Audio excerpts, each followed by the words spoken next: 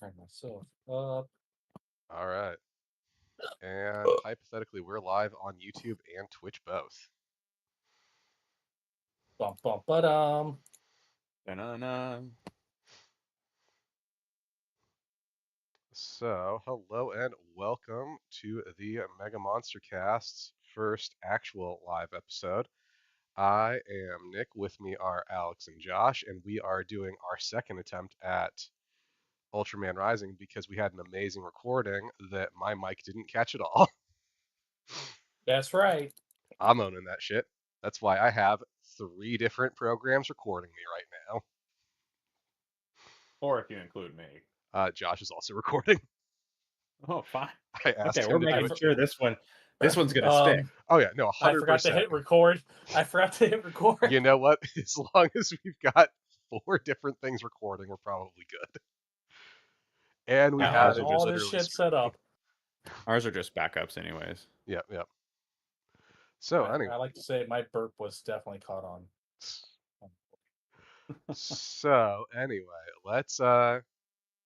let's talk about Ultraman Rising, the new Netflix show. Last Movie. week, movie, yes. The Ultraman show on Netflix is slightly different.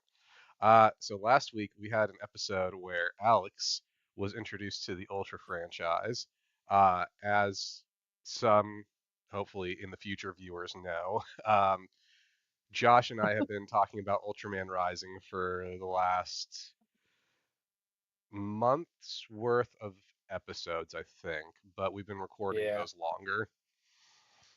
So we have a little bit experience on that. Let's just dive right into it. So, this was a Netflix movie. It was a So you know it's surprisingly got budget. oh yeah, dude, budget out the ass on this movie, seriously. Like, And you could really tell in the animation quality. I thought it was very high tier. mhm, Oh yeah, that's because it was, Industrial Lights. yep. That was something in our original recording where we found out as we were recording that it was made by Industrial Light and Magic. At You least can, in partnership with. And mhm, gotta love me some ILM. oh yeah, The brainchild of George Lucas. Why not? yep. And like again, this You movie just you screams style. you can't bring up anything Star Wars related right now, okay? We're I not am talking about that. Josh has been We're talking about struggling. Ultraman. Nick came into like the voice chat when I was like in a very angry mood. Yep, you were I'm definitely sorry I not missed happy that. with it. I'm sorry I missed that rage quitting on my own life. So Ugh. So let's just jump right into the movie. The movie starts with our main character Ken as a kid. He's playing with his dad, who is Ultraman at the time. Spoiler alert: he doesn't. Well, I mean, he doesn't stay Ultraman, but he sort of stays Ultraman. So I guess you Ken, never give up the power. yes, Ken is playing with his dad. He's playing Ultraman with his dad, and in the background we have a baseball game. Which, Josh, I believe you said it was the Tigers versus the Giants, right? I think so. Mhm. So, we have that baseball game, which Ken is also fascinated with, and his dad asks just a massive dickhead question. It's probably the most fucked up thing he does in the movie, which is, which one do you like more, Ultraman or baseball? It because like it's kind of layered too because he is Ultraman, but his mom kind of Is the embodies Tigers. his Mhm. love of baseball. So it's kind of like, do you like me or your mom better? Do you want this future or this future? Like it's both on like a future professional level and like a do you love me or your mom more? Like If basic bad dad award Yep, right if there. we get separated, But which one of us are you gonna live with? Yeah, do you want you don't really want two Christmases. I'll give you the better one. Yep. but you won't be here for Christmas because you're fighting a Christmas monster. Yeah, there's gonna be a giant fucking Christmas And see, tree now attacking that's some Tokyo. subtext that we get later on as well. Fucking just comes out fighting Santa Claus. Santa Kaiju, Yep. Santa Kaiju. Santa Claus. No, I don't like the way that's going. Nope. I can almost guarantee that is a Sentai episode, though. That wouldn't surprise me at all. Oh God. You know no. what? I said this in the first recording. I think that this movie is setting the bar really high for no reason. Oh yeah. No, it's obscenely high. Honestly, I'm gonna be. You spoiled me on this, and now I want everything Ultraman to be like this. Like I mean, now, you might have ruined Ginga for me, and I was into it. so we didn't actually talk about this in the last recording. Josh is making No, a we face didn't. because he knows. So Alex. No, this fun is something fact- different. Oh, okay. So Alex, fun fact. You know that countryside they fight in Ginga? I just. Uh, Wait a minute. Fuck you, Josh. I just saw my Discord change. This motherfucker just put in chat who is that? Who is that on the It's left? I Megalon. recognize it's Megalon. Megalon. All right, I'm gonna throw this up. in 1 Megalon second. versus Kaiju Yeah. Santa Claus on top of the Yes. Twin Towers. Perfect. This is not okay. None of this is okay. I am here in protest now. Yep. So So No. okay, back in Ginga, where Yeah. what were we talking about? so you know that countryside that they fight in the first episode? Yeah, That's every episode. it's just the same backdrop. Yep, it's the same thing. They saved so much money that season. Hey man, if you got a good backdrop, we're just gonna use it. Yep. Hope you don't like Well, buildings. See, so like this is where I wish that we had one of our other compatriots, Scott, in here to tell us about how often Star Trek reused backdrops and set pieces, because I imagine there was a bit of that happening there too. Oh yeah, absolutely. There had to have been. So anyway, we after that we get the kaiju attack that sort of like sets up the family drama for the rest of the movie, that Ken is put in this weird place where his dad constantly has to run off to save the world, realistically. But like it's one of those, well, he's saving the world, but like he's missing all these important things for me to save the world. I mean, it's a pretty big trope, Mhm. as far as like you get this in cop movies, you get this in superhero movies, where like this is the lifelong struggle of Spider-Man. Am I Spider-Man or am I Peter Parker? Do I get to be both? And is it now my power requires me to be Spider-Man more than I am Peter? That finding that balance between your alter ego, it's a trope for a reason. Oh, yeah. That would be very difficult to balance that, and it's hard enough for people in the real world to balance just having a job and providing for their family and also being there for their family. What is this? Stop Joshy. this! I need to turn this Discord off. Remember I'm when not we were clicking. talking about Santa Claus and Super Sentai? Josh, found you're a it. menace. Yeah, You are being a menace right now. yeah, that doesn't surprise me at fucking all. What is that Oh, mustache? man. Or the beard is like literally fitting a model bigger than the character. That was Oh my gosh. that was a guy went and bought that thing yesterday. They realized they didn't have a beard and they went and got one quick.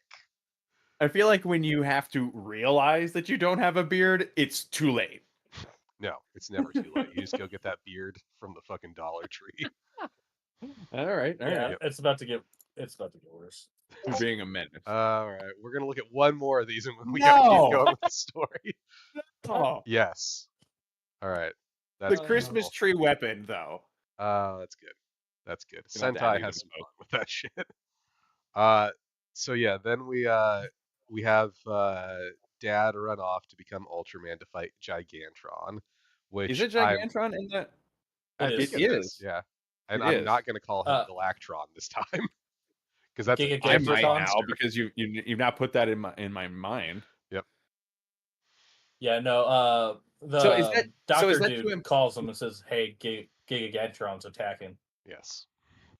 So is that to imply later that Gigantron is a species name, not a kaiju name? Yeah, I think it's a species. I think it's supposed to be like Gigantron is like the name of this type of creature because they call Yeah. Emmy, we're jumping ahead here, a baby Gigantron. So it's not a name of the individual Okay. monster, it's the species of That monster. that was what I was thinking. Mhm. So anyway, after that, we get him running off to fight the kaiju, and we get, is that when we get our time skip, or do we get like a bit of the fight before the time skip? Because I know we No, see it's it. like It's straight it to the like time cuts the skip. like we see Ultraman his eyes, and then it basically like he gets hit by some beam from I think it basically cuts to black almost immediately. Mhm. Okay, so yeah, then we get our time skip, and we get uh, the reveal that Ken is now an adult, which we have argued about how old Ken is. I'm saying like late 20s, maybe 30 at the most, but like Yeah. in his late 20s. Yeah, I think I'm willing to agree with that. Anywhere from 25 to 30. Yeah, yeah, I think that's a safe number because I think he's young enough and arrogant enough to be in the lower bracket of like maybe 25. Mhm. Um, but yeah, I think again the only reason I say that is because of Ami's daughter and like the clear like relationship they're setting up between, like, we're jumping ahead again, but the way they set up the relationship between Ken and Ami makes me feel like there's like they've got to be around the same age, and since she has yeah. a kid, I don't really see any reason with that she couldn't be a young mother. Like she could easily be 25 to 30 as well. yeah, well that's what I'm saying is I think that they're in that range. Like I don't think that she would be like say like a 22-year-old mother because I feel like that No, would I don't go think kind of. so either. But like if she were 25 and he was 22, like who gives a shit? Yeah, yeah. I mean, again, I think there's So like some. I think he's young and arrogant. I think that she's probably set up to be older than him. I could kind of see it. I think it more so comes from the fact that she has more like life experience being a mother that makes her more mature. Sure, of course. Well, and And he just we has get some money. of that. Well, and we get that character development for Kenji throughout this film that's really done quite well, where he actually does, and I think they even use this language. He matures throughout this film quite a bit. Hmm. So like obviously like her maturity doesn't necessarily make her older. I'm willing to bet that she's probably a 25-year-old, a 27-year-old that was given a responsibility and took the responsibility seriously. Yep. So I don't think that there's a like anywhere between 20 and 30 where when we find out how old this couple is eventually if it even matters. Hmm. I don't think they're going to be very far apart in age, No, and I wouldn't be surprised if they're on the younger side, like if they were both like 24. I wouldn't be too terribly surprised, but I think 24 is like pushing it. I don't think they would have made them any younger than that. I don't I don't know. I'm suspending my disbelief is I guess what I'm saying. Fair enough. Fair I'm enough. gonna say she's based around the voice actress's age, How old Okay. is her voice actor? like 32. That's yeah. I I mean, think if yeah. she's 32, if Kenji's 30, I don't think it changes the story. No. Like, because like in the opening scene, we see Kenji as a child, and this is an animated medium, so the attributes of like height can be exaggerated quite a bit. Like we see Kenji's father, Ultra Dad, Radically change in appearance.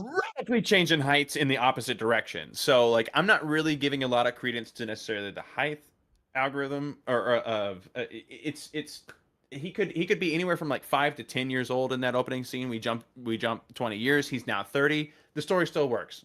Yep. I think it works just great. The only thing we know for sure is the older you get, the taller your mustache gets. I true. wish that were true. It's true in this universe. My mustache has not become Just giant. I don't have my Tom Selleck yet. I'm waiting. You just got to let it grow. Like, give up Please, on trimming please, that for the shit. love of Eventually, it'll God. get long. Never go Tom Selleck.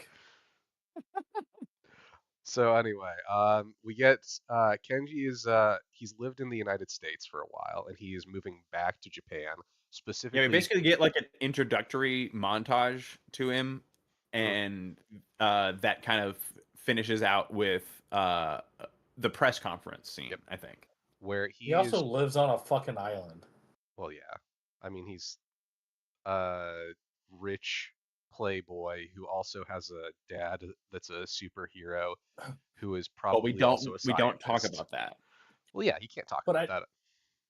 I guess I missed it the first time I watched because like they show him leaving his island home, and he just has a fucking bridge that comes out of the water for his bike. Yep.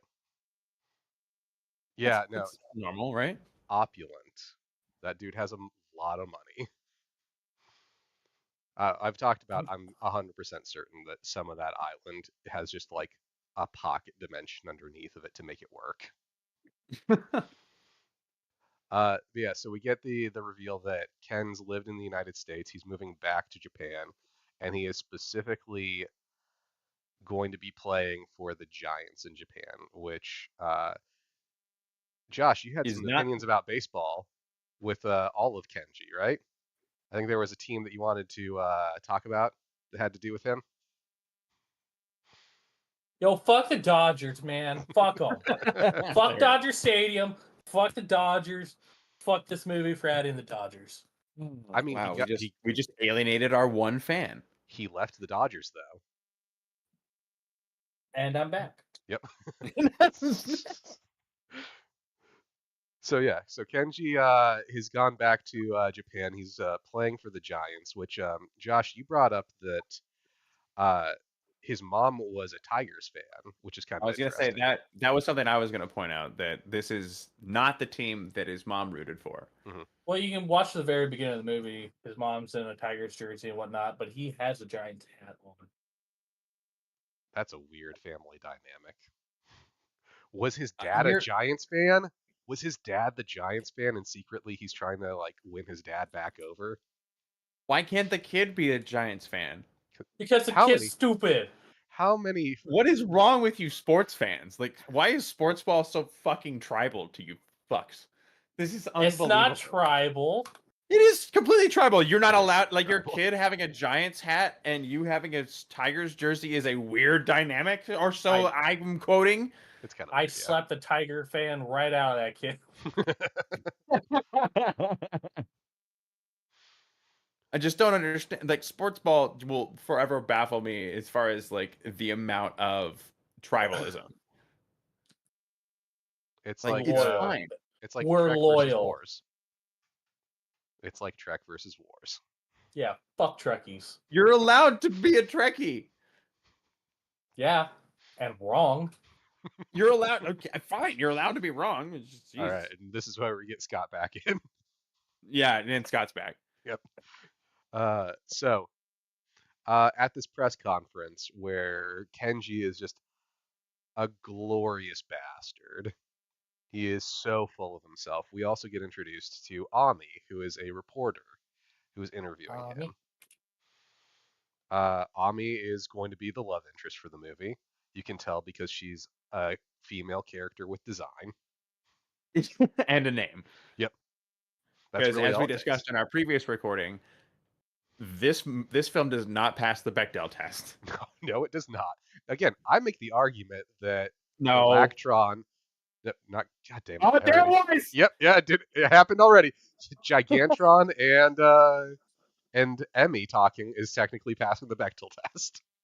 They were talking about Dad. It's there. You can't talk about a dude and pass the Bechdel test. They have to be talking about a different subject. I think at one point, I mean, Mom and me was talking about baseball. Chio and Ami are talking about Ultraman. They don't know that he's Ultraman. Yeah, You but can't be talking about a dude. It's like, okay, you can't pass the Bechdel test by having Lois Lane and his mother talking about Superman. No, it's fine. They did this in Power Rangers. It doesn't mean it passes the Bechdel test. Mighty Morphin Power Rangers, they had the Yellow Ranger who was a female, but the moment she transformed, was a male ranger. Yes, that is technically What are you accurate. trying? What is your argument here? This has This is you're goddamn- arguing a transgender point that is fine, but it has They don't nothing to know do if with the Bechdel Ultraman test. is a chick or not. It's clearly Kenji. He's Yeah, like we know. Don't. no. When he speaks in his Ultraman form, the fucking normal people, the humans in this universe, hear him. Yeah, you know what they hear? They hear. First of all, that's No. only Blazar. It's more like Shua that they hear. No, they hear his speech because later, spoilers, when he uses the word "daddy" when referencing Emmy, the people around him gasp. Yeah, At- because they heard curse words. At the same point in time, Shio, when she acts like she's Ultraman, she says Shua, so I have to assume that's what they hear. Yep. That is an Ultraman noise. No, it is said several times in the subtitles during the transformation. Like the little Ami's daughter uses the word swatch like 3 times in the movie, and then it's used by Ultraman in the fist pump scene. Yes, it's also not Yeah. Swatch. They made a mistake. It's Shua. I don't care. That's how the subtitle came out, Well, and it they was can- used several times. Well, they can That's what fuck you get off for with watching that. subtitles. Because Well, file a complaint. I will, because I know the noise he's supposed to make. Also, back to the idea of Ami being the love interest because she has a character model and a name. I think I finally realized why I think that this reminds me of the Incredibles animation. It's because she's all neck, She does have a long neck. oh, and fuck, she look, does. if you look, all characters are all neck. But like the fact that they put her in a turtleneck vest or undershirt in that first scene, and she's all neck. Yep. The character design works. Just gonna throw that out there. I love it. I'm really into it. But like, it's very much like the Incredibles versus like mixed with like some Spider-Verse and a couple of other animation properties. Really great animation. She's Oh, yeah. still on it. Oh, 100%, yeah. Some people don't have necks. It's Uh-huh. Which, Like, Flash look at me. character doesn't have neck later on. I am fat. We're gonna get a It doesn't mean character- you have to trade in your neck. It does. No, My neck disappeared the moment I got fat. get a refund. Bitch, you've seen me when I was skinny. I We had were a neck both real then. skinny back in the day. Moving on.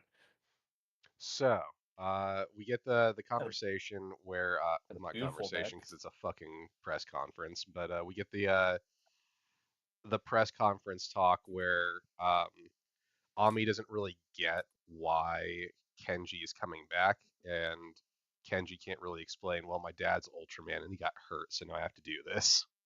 Well, you see what happened was. My see dad's a now. dickhead. I didn't want to save him, but his stupid giant mustache makes me have to save him. You don't want to get mustache slapped. That sounds so weirdly sexual. No, it's like he don't takes like it it. off. It's a boomerang. Mustache No. slap. If only, dude. That is his slugger. This is canon now. That is his Because slugger. we do get our Kenji Ultraman later doing a like he like fires an energy disc. It could easily have been a mustache. Dude, fucking love energy discs from Ultraman. Yeah. Blazar has a great one. Orb has a really good one. It goes back to the first Ultraman. That is like canonically one of their main attacks is I've got this energy buzzsaw I'm gonna throw at you. War crimes. If it's not broke, don't fix it. Yep. So trying to remember what happened next? I have so many screens of just us. We get Ooh. Kenji still being a dick to his new coach. Yep. Oh yeah. Yep. To And be then- fair, though, he should. The coach is kind of a dick right now.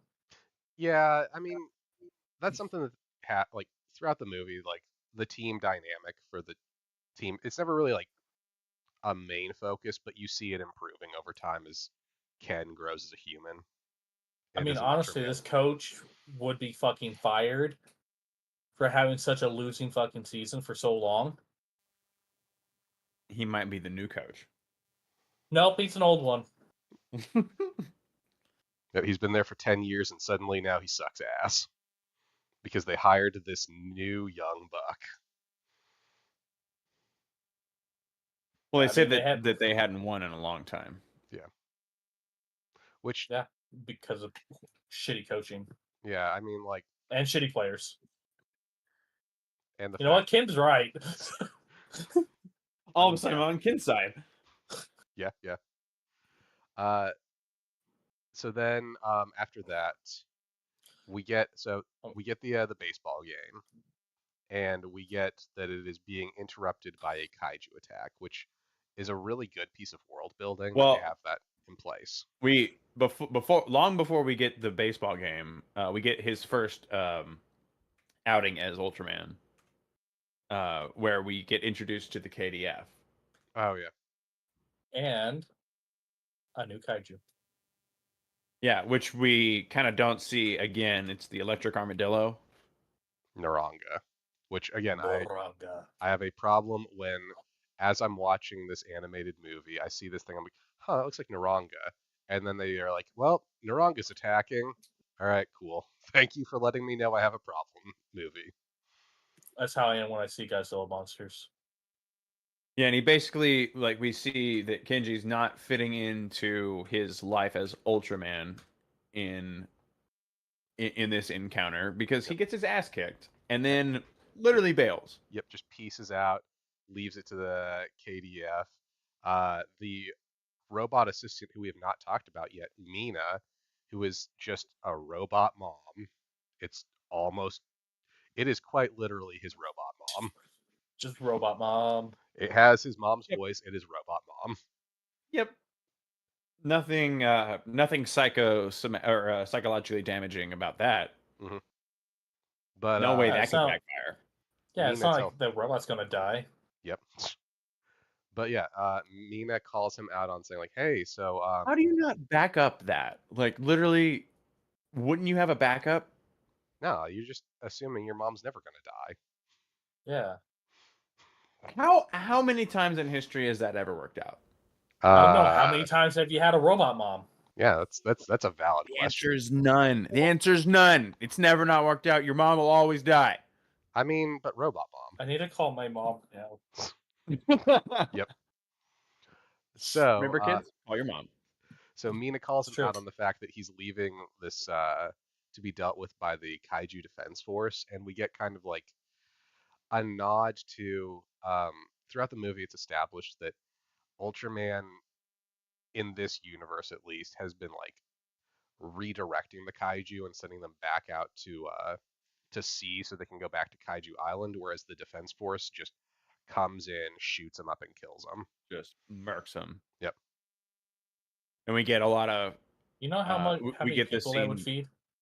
what? I'm just saying, like, the defense force might be kind of right. I mean, that's a lot of people you could feed with that monster meat. There's no narrative of starvation in this universe. No, but Because there's monster meat everywhere. yeah, we're just gonna also take its muscles and turn them into super suits for Power people to wear. suits. Yeah. That's Why in do our I next episode, hear Monster Mash in my head? because it's a graveyard smash.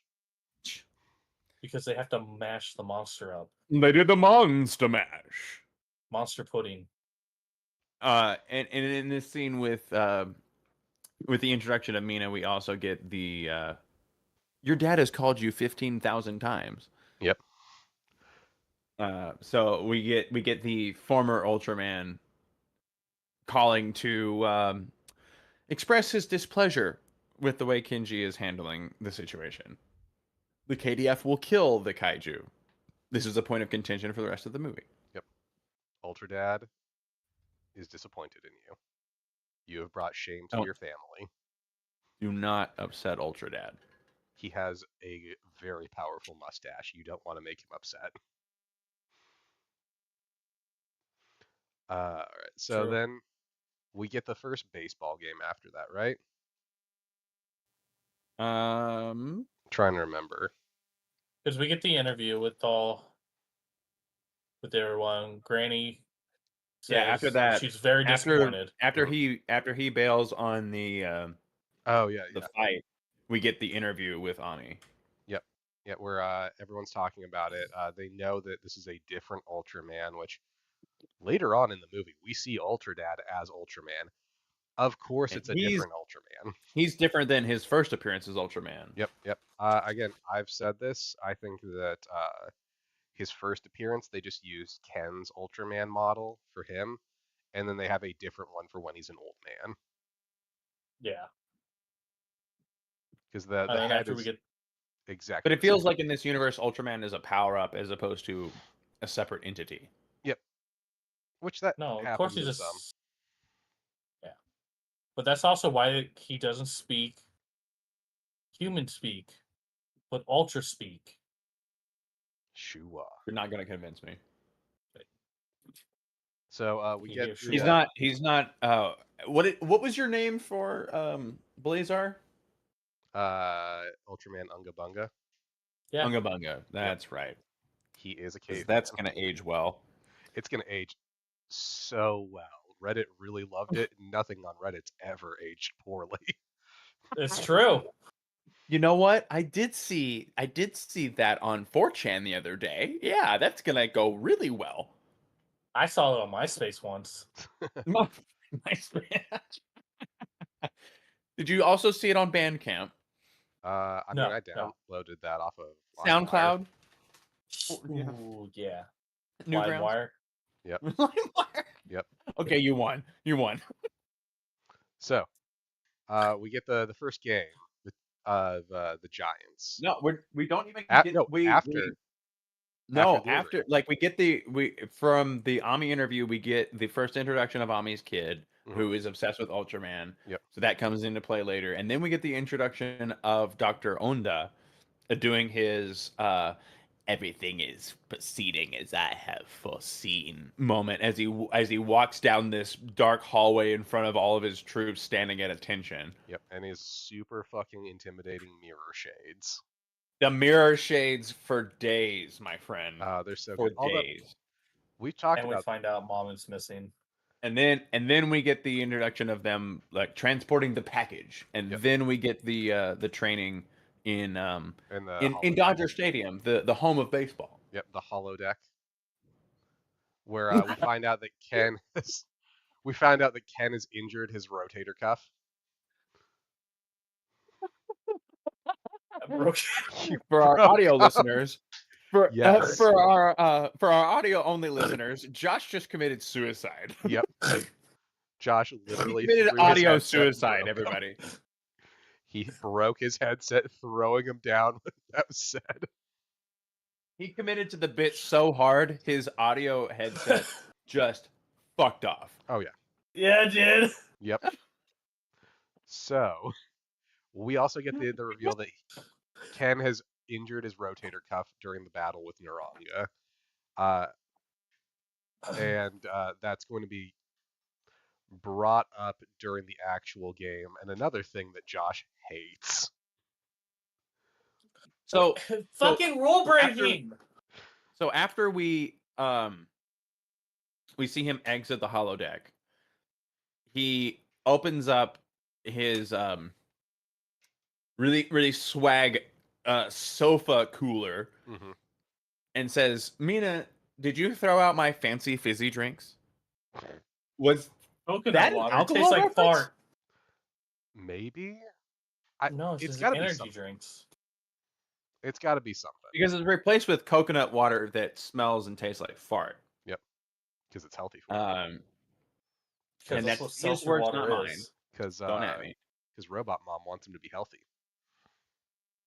Well, we find out that that's not actually her wanting him to be healthy. That's literally her throwing his words in his face. Yep. Because we see on the blimp later, healthy choices, healthy body. Don't ever do that again. Do that every episode. Yeah, that's how we. Welcome to the Mega Monster Cast. Healthy choices, healthy body. Yep. In the So- freeze frame. Yep. Just we're done. Stream's We're done. over. Yeah, Yep. yeah. That's also how we end the stream. Yep. Fuck. I'm gonna get a coconut water sponsor for us. Sponsor us, Fart Water.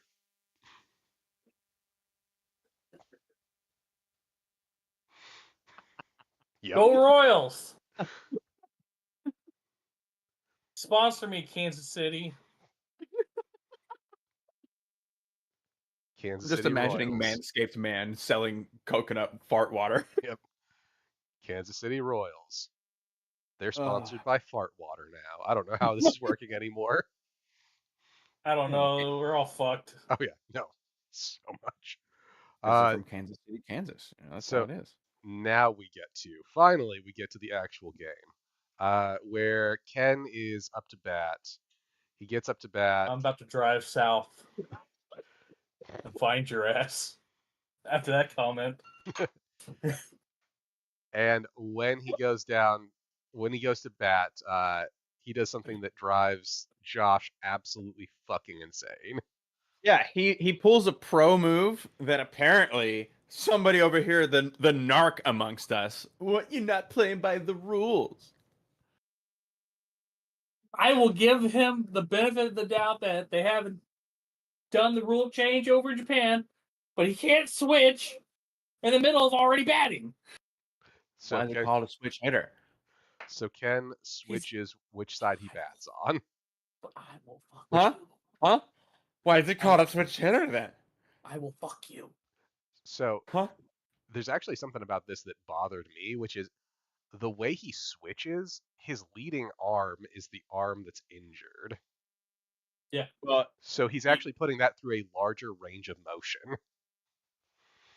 but the muscle that you actually use is in the trailing arm. Like you're using until you let the go. leading arm as stability, right? Until you let go. Good follow through, you're letting go as you reach the end of your swing. So he's still. But yeah, putting you're straight not arm. wrong about like the range of motion is definitely increased. You just hear Yeah, his right arm when just he's pops finished. out. Oh yeah. But yeah, so then we get during this game,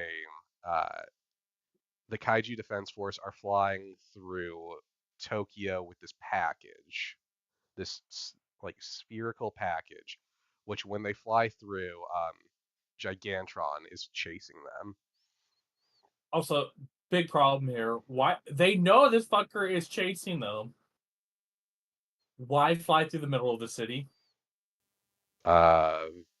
Because Drama. yep, we need this story to move forward, so they're gonna fly through the middle of the city. This God is damn the negative plot armor. The Yep. city has negative plot armor. But then it turns out they have actual plot armor.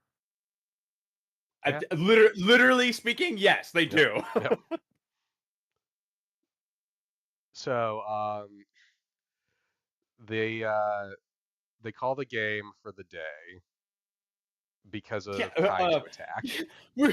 Yeah, right. It's like, why'd you call the game? You know, inclement kaiju. Yeah, it's a normal day. You know, this happens. It's Normal, Japan. inclement weather. No, inclement kaiju. It happens. Like Gomez attacked like 3 weeks ago. We just get used to it after a while. Just use a makeup game. Makeup kaiju game. Which I mean, that's what. But yeah, happens. the KDF gets beefed and crashes into the force field around the stadium, and then everybody but Kinji flees. Yep. And Ami notices. And And that's he's- the moment she finds out she loves an alien. I mean, you're not necessarily wrong, especially with But some you're of the things not that right happen. yet. We'll I'm just find saying out. she for doesn't sure. love Ken. She wants that ultra dick. She wants that dick that would literally be bigger than her. Hey man, we're not going Nope, there. nope. We're not going. You're taking it to a real weird place if we go too further with that. No. This is the point where comedy's rule of yes and Yep, we gotta. no. Well, welcome to Mega Monster Cast After Dark. Yep, we're recording this at 3:30 in the afternoon, but it's after dark. That doesn't mean that's when it went out. Yep. I mean, considering we're streaming it, yes, it does. Oh shit. Oh God! So yeah, then we get the fight between Ultraman and Gigantron, right? Yeah, Gigantosaurus. Yeah. Let's talk about the design for Gigantron because I really like it. The It's little sea dragon. it's pretty cool. Yeah, I think this is it's supposed. solid. This is an original design for this movie, which I appreciate. This one and another design that they're gonna get that is very, very connected to this one. Fight itself was okay. I think it's mostly just kind of set Not up for really what's a gonna happen. fight. It's like it's really Gigantron fleeing from the KDF mostly. Yeah. But we get the reveal for what the package is, which is an Dude. egg. And the No one introduction saw that coming. and the introduction of what is going to be the crux of the rest of the plot of this family movie. This is a family film. And now we It's get a the baby. child. Just all I can do is wish to see the child. Yep. So Ken takes the baby home, and we get this great interaction between him and Mina, where like he wants nothing to do with taking care of this baby monster, and Mina has to basically say like, listen, if you're an asshole and leave this thing alone, if you don't take care of this thing, it's gonna die. It might be the last. I saved it and I've drawn the line. Yep. But it's also potentially the last of its species, and if you don't take care of this thing, there's a solid chance it's just gonna die. And then there's none That's of a them anymore. risk he's willing to take. But she seems oddly okay with the idea of taking her to Kaiju Island until later in the film when it's discussed by Ultra Dad that would just lead to death too. Mm-hmm. I mean, like Mina's not an infallible creature. Yeah, she's just his mom. And eventually, it's not the same. And eventually, we're gonna find out that is actually his mom. Yeah, we're gonna take a USB of all of Mina's memories, shove it into his mom's forehead, and then update her. Yeah. Update his mom. But no, okay. Yeah, that's what it is. Who's his real mom at this point? His mom or robot mom? Yeah, we're just gonna push all of Mina's memories into his actual mom, and then it'll be like she was never gone. I don't know that you're gonna be able to overwrite Nebula 7B or whatever the hell. Blah blah blah blah blah. Yep, no, we can't do that one yet. We can't get to the spoilers at the very end of the movie. You didn't even watch that part. Yeah, you didn't watch that part the first time. I did watch it. We had to stop. Y'all continued. I stopped. Yeah, we had to vamp for you. Yeah, we have to redo that part, you dick. Who does this? Yep. Stupid. It's not like that's happened before. It's not like we've had more than one. Just put it in the movie then. It was. It's at the end. Yeah. No. You don't even watch movies. I don't really. Okay, so what happens next? I'm trying to remember. We've gotten off track here. After he gets Emmy to space, Dad shows up. I feel like we're skipping something there. Does Dad show up right away? Because I thought his dad does show up and accuses him of throwing a party. Oh yeah, that's right. Yeah. Yeah, because his dad has the ability to give him shit as an adult in at least his 20s, if not 30s. Stop disappointing the family. Also, we get the kind of the reveal on why he's not Ultraman anymore with the crutch. Because Yeah. he's not His Ultraman anymore injury because he's prevents injured. him. Yep. By the way, is that sick ass car? You're not wrong. I feel like all the vehicle design in this is like, again, design across the board in this movie is great.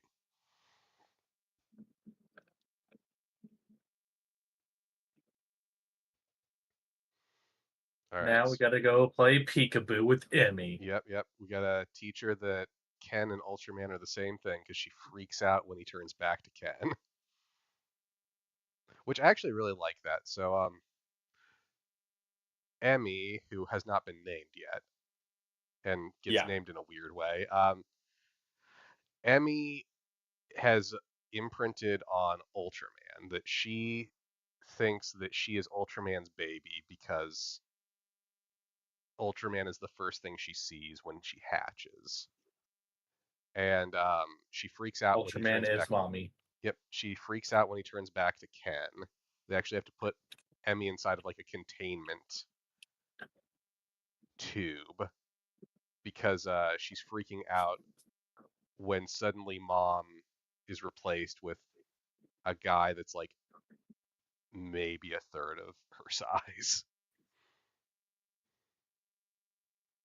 And it's played off like Ken is to be feared. Yep. So they play the ultimate game of peekaboo and overcome that barrier at Yep. least. Yeah, and then we find out her tum's upset and she's hungry. Yep. And they have to feed her like a metric ton of fish. Ken has to go swimming in the ocean to collect a bunch of fish to feed her.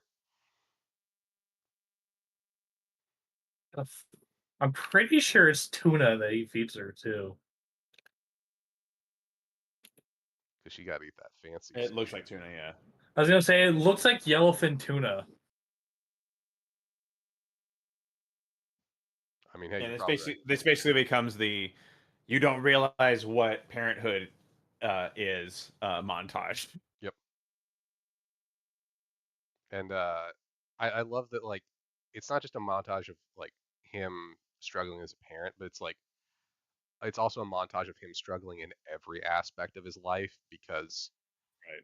suddenly he went from being like a kind of playboy bachelor, I'm gonna just do my job and do whatever I want in my free time to, well, now I've got this kid that I've got to take care of. I'm not really a dad, but I kind of have to be mom for this. I'm still calling him mom because he's her mom. Yeah. And like we see him fucking up in baseball. He's fucking up as a parent. He's like falling asleep while standing. But he is smart enough already to let the robot know not to make his baby an iPad baby. True. Mommy let you use her iPad. You were barely 2. God damn it. Yep. Could you God. imagine a kaiju that's an iPad kid? Okay. I didn't know that I wanted to give up on my I don't- imagination, but I think I do. I don't have to imagine. It happens here. I mean, Literally just a couple scenes later. yeah, but like not nearly as bad as it could have been. In a way, you Look. appreciate it at least. I appreciate the Godzilla dance. Yeah, was it worth it for the bit? Yes. You know There how you how much I'll go for a bit? Before we continue, I need to take a call. Can we do a BRB? I have no BRB screen, so Okay, we'll cut this later. Well, Yep. Give me. Mute yourself. While Alex is gone, Yeah. let's talk about upcoming endeavors. Let's talk about Gunhead again. So anyway, The Magic of Gunhead. Yep. One of the greatest movies to ever be made. I 100%. You know what? It's not even a movie. It's a fucking film. It is canonically what takes place after Stranger Things. Yes. Stranger Things leads into Gunhead. There's characters. Prove us wrong. There's characters named 11 in both of them. They have nebulous powers, one based on light, potentially psychic. I don't know. Both of them shitheads. Yep. Eventually, there's children that are just openly accepting of their own mortality. Fuck. There's giant robot tanks in both of them, probably. I don't know.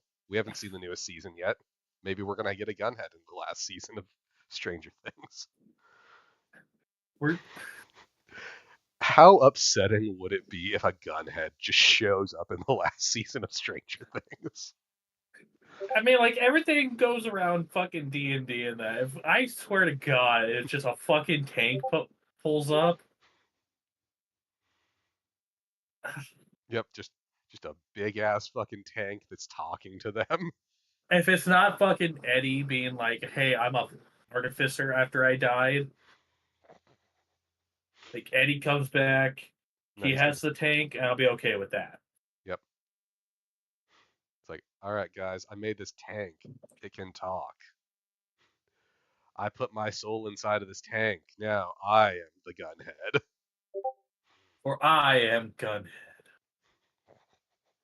I am not the Gunhead you wanted, but I am the Gunhead you need. Yep. Alex is gonna be so annoyed when he comes back in here. We've just been vamping. Just Gunhead. Yep, just vamping about Gunhead the entire time. But, in other words, the design for Gunhead was actually kind of tight. Honestly, I would say the designs for that movie were pretty good in general. Like, the vibes were good. It just didn't make any sense. No, why did she glow? Why was her mouth glowing? Yep. I've looked. I still can't find a reason. Yeah, no, that's gonna bother me for a really long time. That I just don't understand what happened with that. But hey, that's Gunhead for you. Yeah. Good point. We're not supposed to understand Gunhead. No. Gunhead understands us. Yep, we just have to live with that world. We have to live with the Gunhead. Gunhead is life. Yep. Gunhead is love. Love the Gunhead.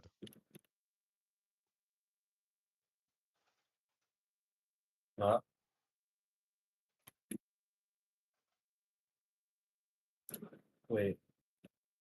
The fuck is this? Is it that furry game that you've been playing again?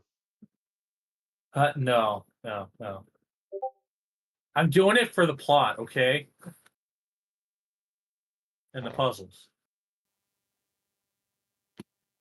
And the ability to troll our friend. Yeah. Oh man.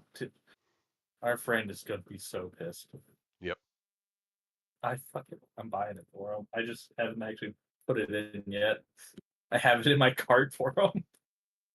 It's gonna get on Steam at some point and be like, what the fuck do I own this for?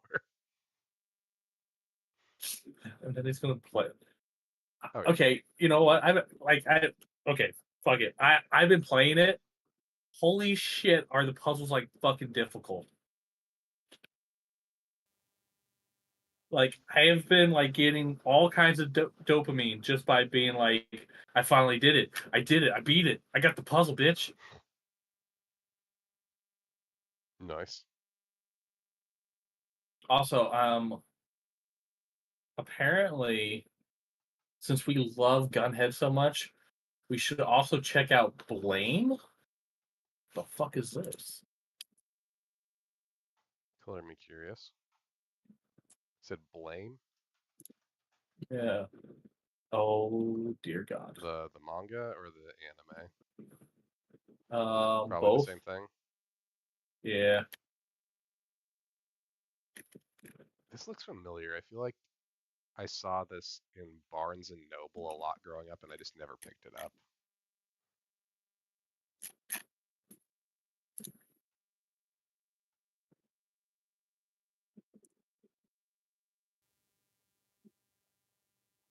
Of course they made this into a Netflix original.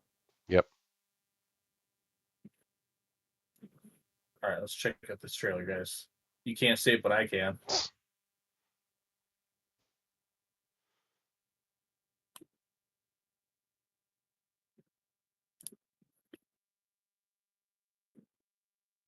"2017 movie."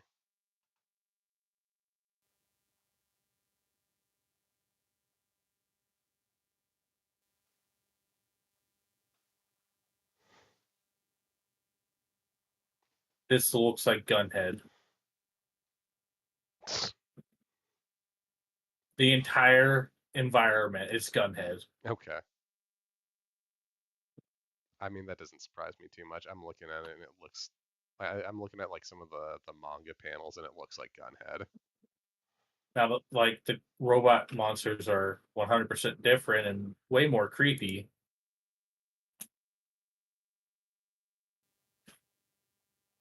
All right, just add it to the list. He also made Biomega, which I don't know why I know that name, but I know it. I also joined Biomega. Oh, Knights of Sidonia. That's also supposed to be really popular. I got pills instead of the manga. My search history is all kinds of fucked up now. Yeah.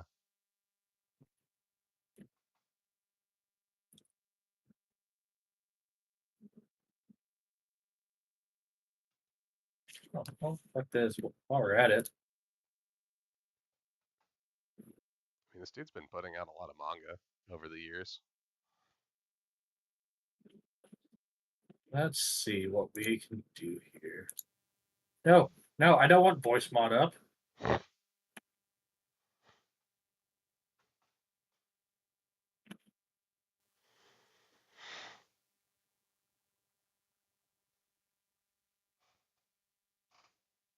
I would love it if we had somebody watching this, just like, why the fuck are they talking? Whoa, whoa, whoa, whoa, whoa. Okay.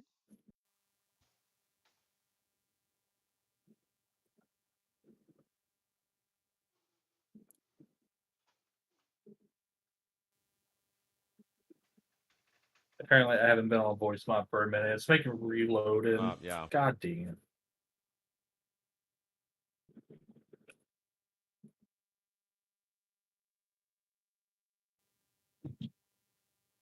Uh,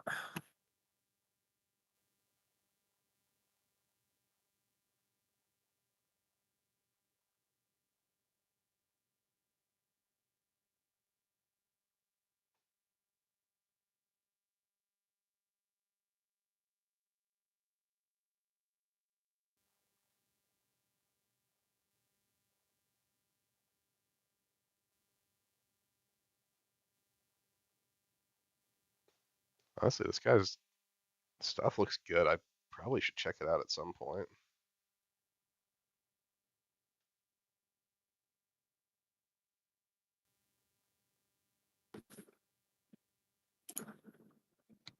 I mean, it looks like he's a like pretty steadily working mangaka. He's had a series at any given time from uh 95 to now. shit. Yeah. Including a Halo manga, I guess. And he did Huh. a 5-issue mini for Marvel.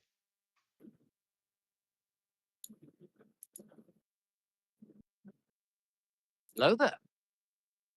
All right then. Apparently, voice mod still works, Cool. even though I don't have it set up through Discord at all.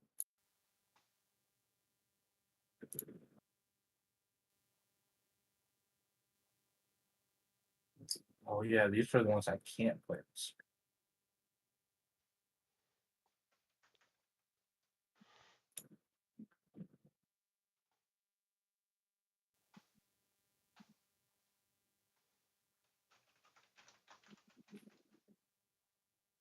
All right. While we're waiting, I'm gonna search for a Glizzy shirt. Hell yeah. Come to our other stream where we're going to have nothing but glizzies on July 17th. I found one that's a bald eagle in front of an American flag holding a hot dog that says, "I'm just here for the glizzies." Fuck yeah. I need to buy that, oh fuck, that one that you got me, or showed me. Ooh, The one, the Ahiga one. you might have to search for that one. There's so many glizzy fucking t-shirts, Jesus. I looked up glizzy shirt and I pulled up a Wu-Tang Clan. Nice. Not even upset. I fucking love Wu-Tang.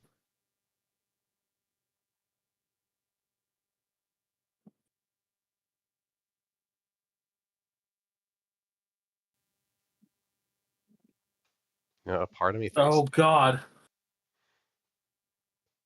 I think I'm I gonna found one worse. good buy it. I think I'm gonna buy Oh, okay. yep. I think I'm gonna buy this like and wear it to the 4th of July too so I can justify owning it.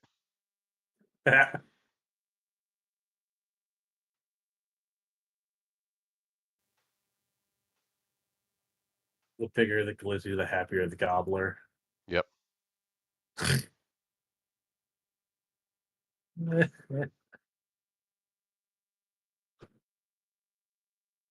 there's so many fucking bizarre glizzy shirts.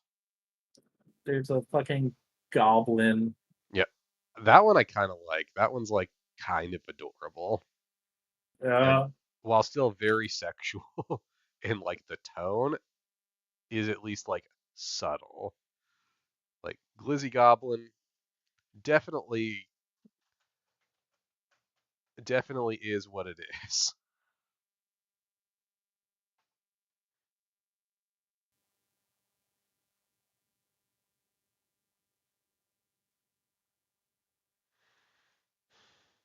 Oh fuck. There's a goose one that's just called Me Gusta. Love it.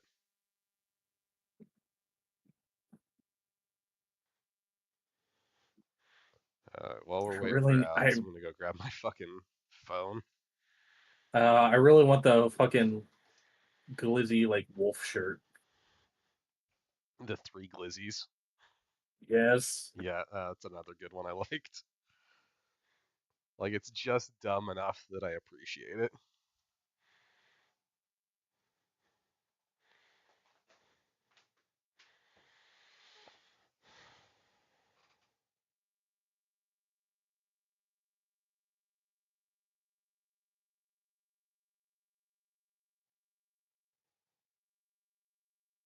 What? I'm supposed to wrap today. That's annoying. Whatever.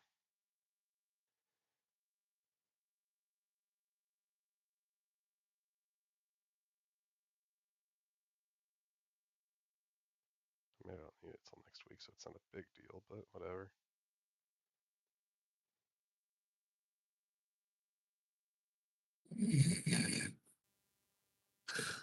Oh fuck. It's just a shirt with rainbows and butterflies all over it. And in the middle it just says it burns when I pee. That's a great shirt. That's an amazing shirt.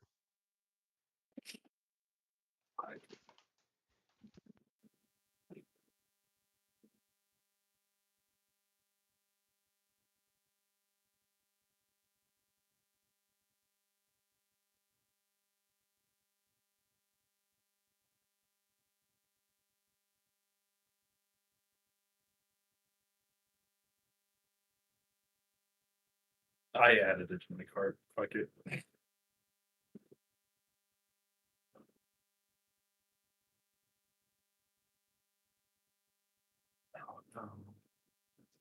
Oh, no. God, I'm so sorry, guys. It's fucking embarrassing! I don't know what to tell you. I'm embarrassed too. So anyway, I don't know if you heard, I found a t-shirt that has rainbows and butterflies all over it. And then the middle says, burns when I pee. Rainbows and what? Butterflies. Why would you want it to say burns when you pee? It's hilarious. What? Why the fuck not? Like, I get I don't know why I don't own this shirt yet, but it's a shirt that has a unicorn dancing across a rainbow, and it just says death metal Yeah. on the top. Like, see, that's funny. Letting people think that you have an STI is not metal. Depends on what your definition of metal is. All things that are good. An element? Just Palladium. saying. Too bad. Too bad it's in my fucking cart right now. Just get the death metal one. You don't. It doesn't I'm have to burn getting when the you pee. fucking 3 glizzies and a moon. You know what? I just all right. You just gotta accept it. All right. So where were we? Oh my god! Oh my god! I found an Ebola shirt. All right. Why are we allowing you to do things? I mean, it could be worse. We were talking about Gunhead a lot while you were gone. I thought I heard Gunhead in the background and was glad I walked away. We were I talking. found what is obviously a prequel series to it. Yeah, it's called Stranger Things. Stranger Things is a prequel to Gunhead. There are characters What? in both of them named Eleven that have vaguely defined powers. No! I saw your headcanon theory, Yep. and I don't approve. I've never watched Stranger Things, but I don't approve. Trust me. I fucking Final approve. season, Gunhead's gonna show up. He's in the upside down. Yep. Yeah, Eddie's gonna be dead, but he's gonna transfer his soul into a tank, and it's gonna become Gunhead. So right Yeah. now on the spot, Nick, who was the bad guy in Gunhead? The The child bad with the guy glowing in mouth. Gunhead were the friends we made along the way. That's the bad guy? I can't The think of friends we anyone. made along the way? Is there anyone else in that? I guess like the lady that he was like working with at the start of the movie. The Texas Ranger? No, not her. The other lady, the one who becomes the robot lady, the one who like every now she keeps appearing in like the goggles. I mean, to be fair, there's 2 antagonists in that film, and you couldn't name either. The other one is that tank that Gunhead fights. Yeah, the back end loader. Yep. The one where it's just a backhoe, but it's like 2 backhoes strapped together. Yeah, that's the other villain. It's the front-facing scorpion butt. Yeah. Well, this has been our talk about Gunhead again. We're gonna do this every stream. This is gonna be such a recurring meme that like, it's gonna be so deep in the archives when we're all said and done. These Gunhead. Welcome to episode 150 of the Mega Monster Podcast. Gunhead. What? It's become part of our lore now. It's part of the lore. Totally, yeah. This is lore worthy. Honestly, that was lore worthy. I don't know if I've ever watched a worse movie. Oh man, I've watched some pretty bad movies, but like that one was special because I at least knew what was happening in most of the bad movies I've watched. Like, I think that actually takes it down the extra peg for me. And God, it had such good vibes too. Is the worst part. Like the designs were all fucking great. Especially like for the time, you had a lot of good elements. Had a lot. Josh, I hope whatever I bring up is okay because it's coming up on stream now. Yeah. All right, sure. Is it wrong that I want that? It's a pretty good shirt. I'm not gonna lie, that's pretty good. I would wear that out. It could be for context for the audience. I live in a college town, and that would get noticed. Yeah. God damn it. Depending on the part of the city that I live in, people would either think that's amazing or they would fucking hate me. I think the design is cool. Like we're in the shirt rating portion of the podcast. Yep. But that's good art, frankly. Honestly, yeah. You will be sending me that link, Josh. All right, so let's try to get back to let's try to remember where we were when Where we went were on we? when we went on Gunhead. Did y'all go much further than where No, we just stopped and started talking about Gunhead. Oh, Yeah, fantastic. Okay. Yeah, we So stopped right with the iPad monster babies. Yep. Okay, so we get that moment. We get the montage of Kin being bad at every aspect of his life.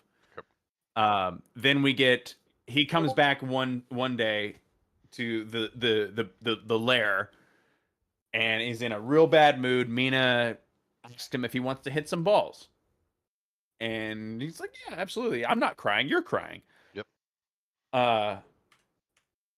And we go back to the home of baseball.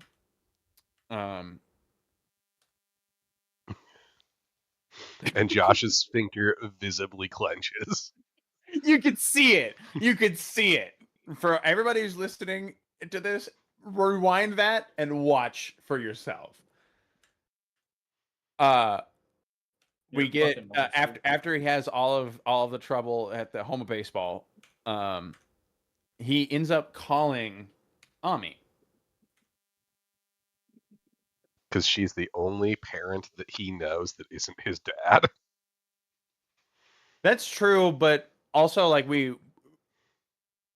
kind of get the idea that he's like, well, she's dealing with the same stuff I am. Mm-hmm. So, it's very much, hey, single parent to single parent. And we get the whole scene with Ami still playing Ultraman with her daughter. Yep. That is going to be a character beat for the rest of the movie. Definitely. That's right. Get a nice touching moment with they're little monsters, but I love them. Yeah. Which works out great with his big monster. Yeah. Yeah. And then in the middle of a phone call, Ken gets distracted and goes, you know what? I'm going to teach this baby lizard baseball. Here, take I don't know why I have this enormously sized blue bat, but I do. Here you go. No explanation why this bat exists, by the way. He just wanted to 3D something someday and got it wrong. Yeah. Oh, he ordered instead of an XL, he ordered like a 46 times XL. No, like he has like a giant 3D printer. He thought he was printing off a normal sized bat. And then when he got back like 10 hours later, he saw that it was like halfway through a giant one. It was like, well, I got to kind of live with this now. Go. Yeah, how do you think he gets Ultraman armor? He prints that shit. God, that would be so inefficient though. Yep. But it would tie into what I assume Ultraman Arc's going to be like. Fuck that series art. I've got to try to be positive going into that. We're like less than a month out from that coming out. Yeah. Don't kill it before it's even born. Like, come on. Yep. Someone should have done that with the Acolyte, but whatever. Oh, wow. Not this show.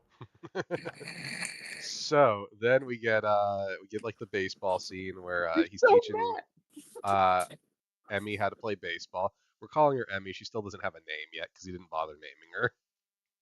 Yeah.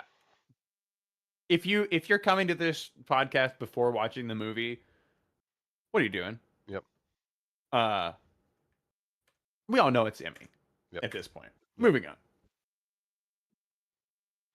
Holy shit, it's Emmy. Yeah. Oh my gosh, no. Spoilers. Yep. All right, so I'm trying to remember what comes next after that. What comes next after the baseball So scene? in that conversation, Ken agrees to this insane agreement of 5 minutes off the record versus an entire interview. Mhm. Yeah. No one would agree to that. No. But you know, it's sweet. You know, and He then wants to- we get the date, the interview date Mhm. at the really high end restaurant. Yeah, because he wants to show off to the pretty lady with the Elastigirl thighs.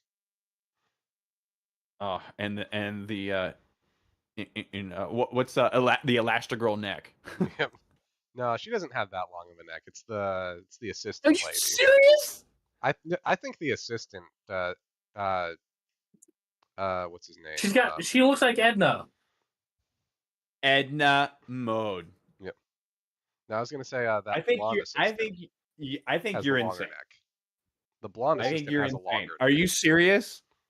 I'm just saying the blonde assistant has Look- a longer neck than her. Look at that. Again, Are we really fighting over the looks of a cartoon character right now? It's great, I'm just saying but yes. she doesn't have an Elastigirl neck. She has the same neck as that blonde assistant for Oh, the silver-haired assistant yeah. from She has from Incredibles 2? yeah, she has It's a long a- neck.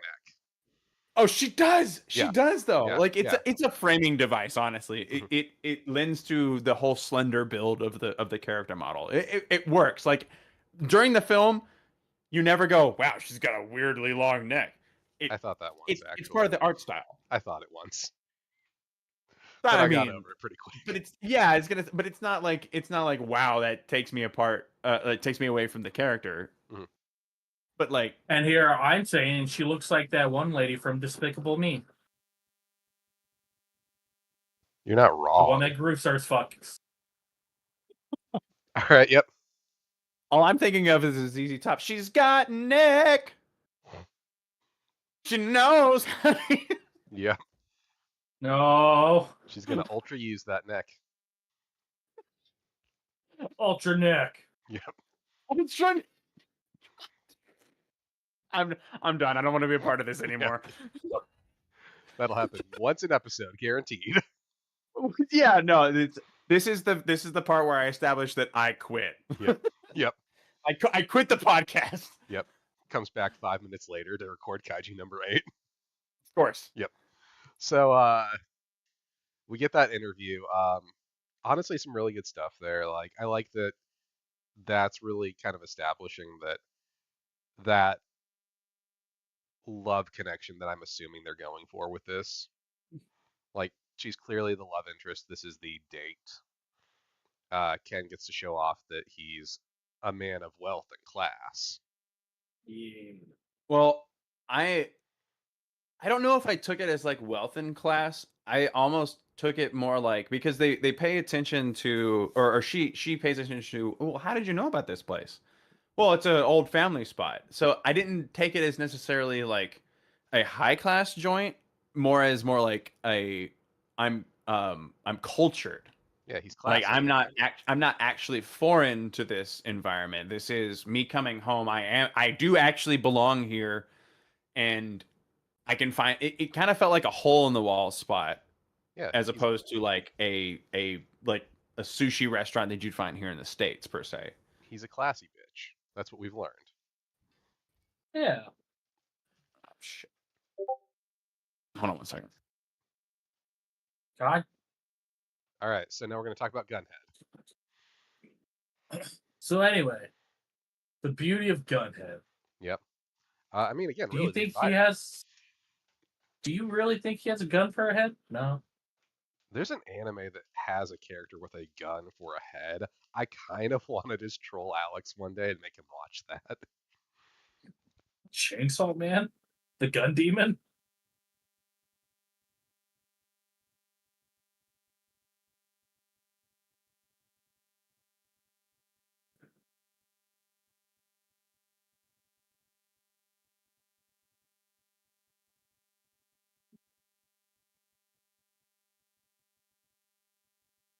Oh no. Dun-dun-dun-dun-dun-dun.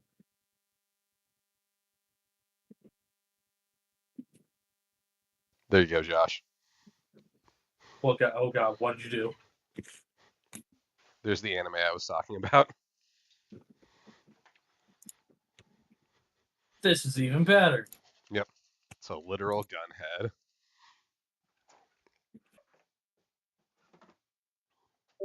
True Gunhead.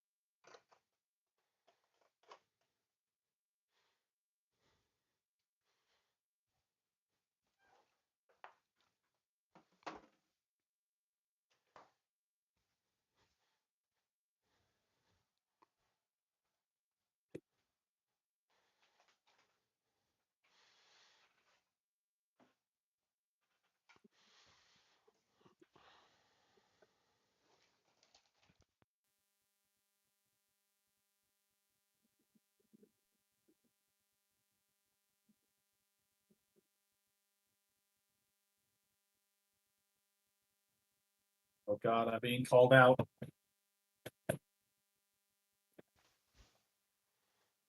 And I'm going to check my texts.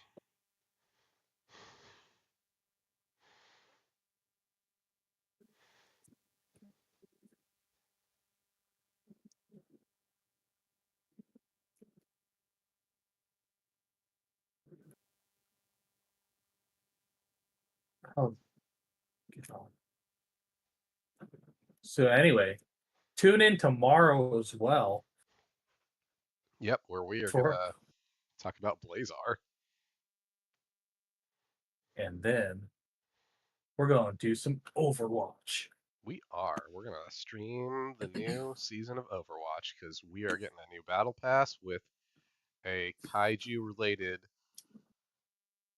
theme, and that seems like a good reason to stream Overwatch. Hell. And then one day we will Giga Bash. Yep.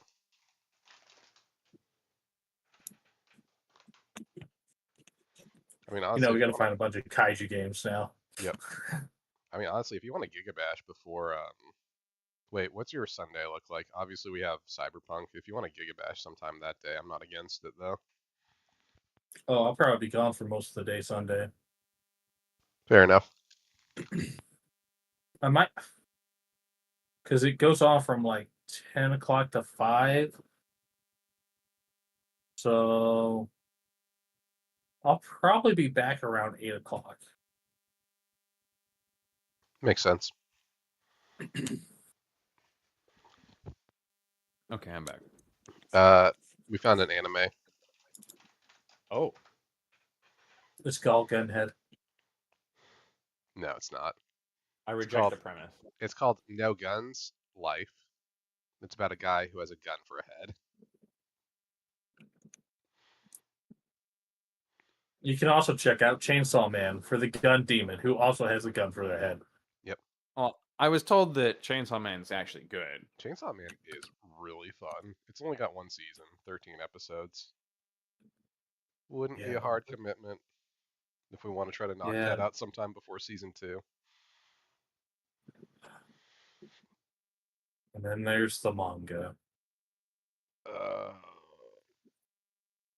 Josh, we're all traumatized for what happened. I have not read the manga yet. I've been catching up on the JJK manga.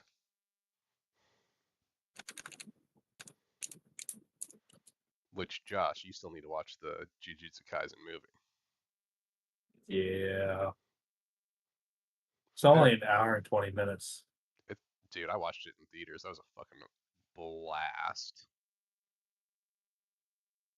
Like, some of those scenes, like seeing them on a big screen, kind of makes me want to get a projector. Ooh. Like, I've always wanted to go with a projector. I have the space for it. I just don't want to go through the setup, you know? I think it would be worthwhile if you actually do have the setup for it. Hmm. Well, I'd need to like go out and buy. Like, it wouldn't be hard to buy one. It's just like I'd have to set it up, and then I'd have to figure out like what I'm gonna attach to it to like play things off of.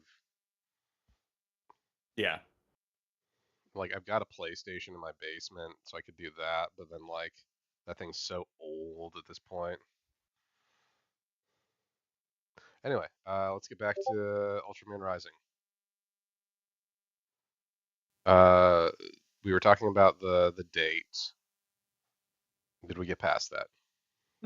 Yeah. So on the date, like we get him revealing a little bit more about himself to Ami.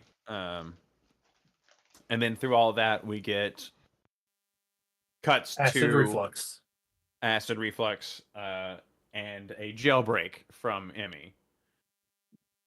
And that leads to Ken having to leave the interview date quite abruptly.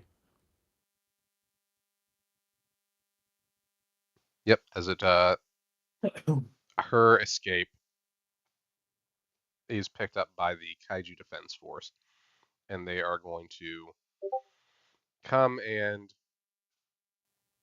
try to capture Emmy, but like the way they do it, I still think they would have killed her.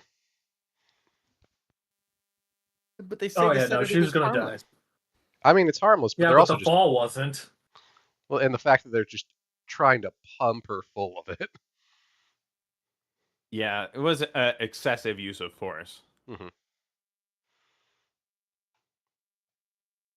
But this leads to so she gets injured.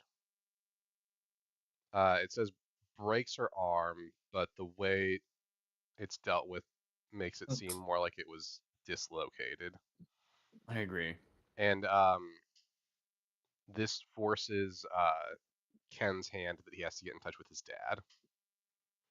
And now his dad knows that Ken's not a disappointment anymore because he was actually trying to protect the kaiju instead of just letting her die Yeah. to the defense force. You're no longer a disappointment, son. Yep. And we get his dad setting her wound in a way that does not make sense. They pull the It only makes weird. sense if it's a dislocation. Yep. And only slightly. No, it's just setting the bone back in. And then letting the Kaiju's natural regeneration ability set in.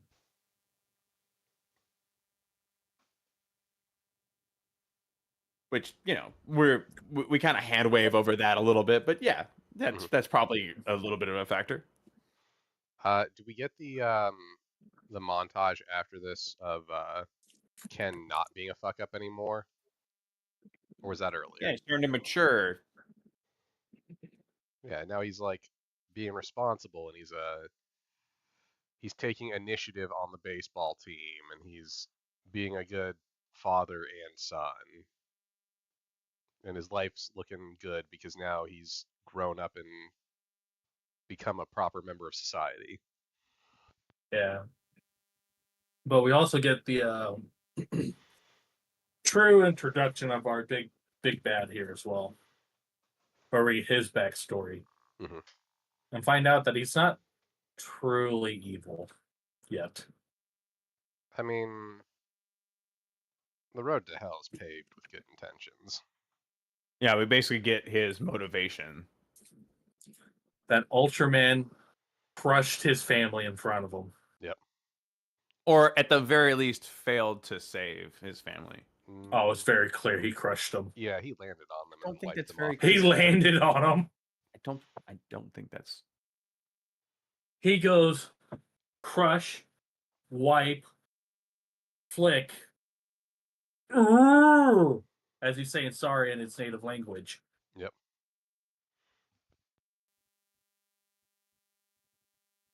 That's how it happens. Rewatch it. I'm literally looking at it right now.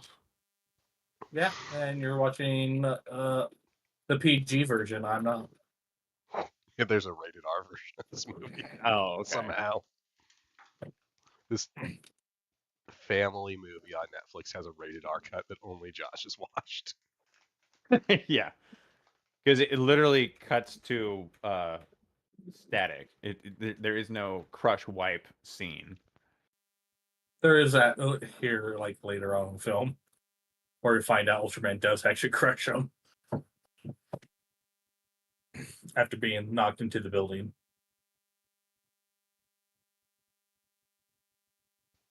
So yeah, Dr. Onda is a sympathetic villain. And which is a nice change. Yeah, I think it works well for this movie.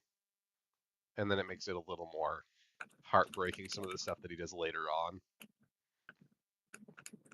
Yeah, he literally gets to play the heroic sacrifice as the villain. Oh, that was such, I'm gonna be honest, that moment is fantastic in my opinion. Like, a lot of this movie is very earned. And yeah, we said that in our first run through. This really stood out to me because of that. Like, everything felt earned.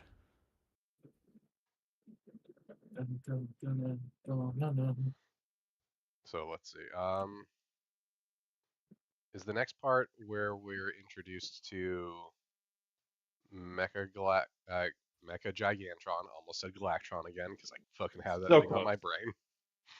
So close. It's just such a dope kaiju design. I gotta put that in chat at some point.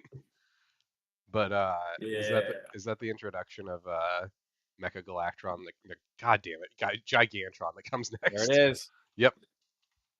Yeah. Yeah, it's right after we get the backstory and his sad crying eyes, and he has to put his protective wall up, which are his reflective glasses. Mm-hmm. And then we get the montage. Yep. Where Emmy gets Ultraman armor floaties. That don't float. We don't talk about that part. They float enough. And then we get one of the saddest moments, or most heartwarming moments, depending on your view, of Ken and his father walking into Daddy's home and finding out he never stopped looking for his mother. And that's why Emmy is named Emmy. So we didn't really talk about this, but Ultra Dad names Emmy after his mom, after his wife, after Ken's mom. And just not willing to let go. Very Biolante-esque. Yep. It's also why his robot assistant is just his wife. Yeah. Which maybe speaks to their relationship. They're gonna make little cyborgs later. Yep, he's just banging this metal orb. Nothing could possibly go wrong there. Oh yeah, no. So after that, we get Mecha Galactron is coming to gather Emmy and take Emmy because they're going to try to find Kaiju Island. Well, the reason why we even get that moment is because they decide to go on vacation. Mm-hmm. You know, get some fresh air. Go camping. I think the fact that he skipped right over the fact that he said Galactron again. I totally did. Yep. It's on my brain. That's such. Dude, I put the design in the chat. You can see how good that is. That thing is sick as fuck looking.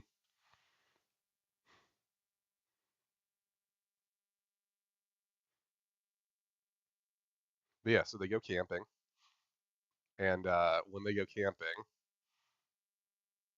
they are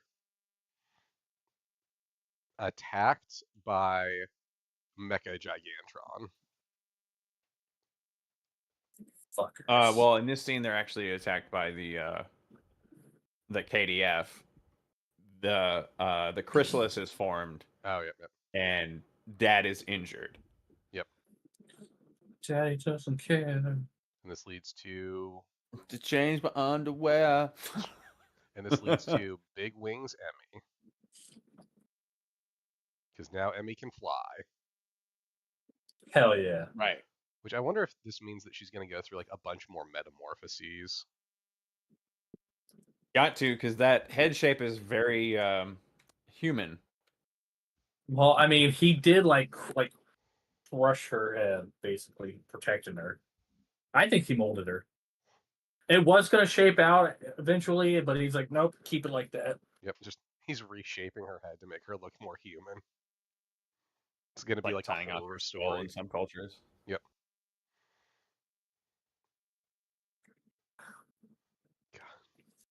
All right, so now is when we get the Mecha Gigantron, right? Yes. The attack. Well, attack. Air quotes. It's coming to get it. It's coming to get Emmy. And Emmy Well, I mean, the sees it. KDF do launch the attack at the same time. Yep. But it's debatable whether or not Mecha Gigantron is really attacking, especially with some things we learn later on. Yeah. At the time, it was still under their control, but like it's debatable in my opinion. But we get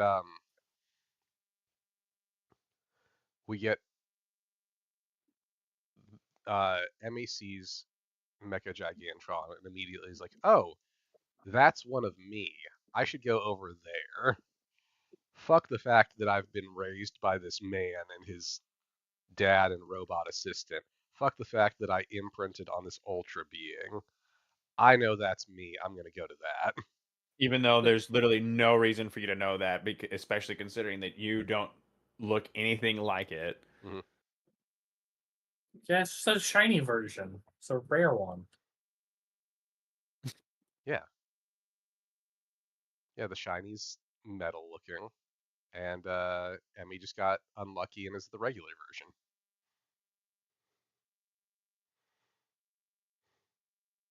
Yeah, so Emmy Those are the odds. So Emmy pieces the fuck out. Fight ensues. Right. And we get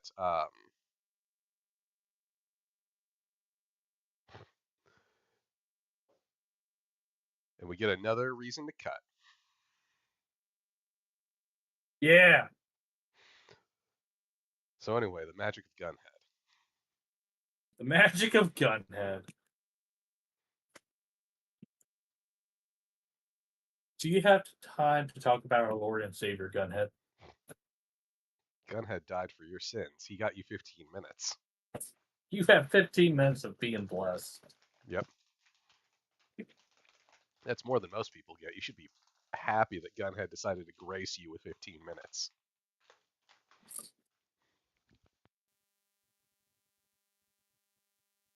Oh, fuck.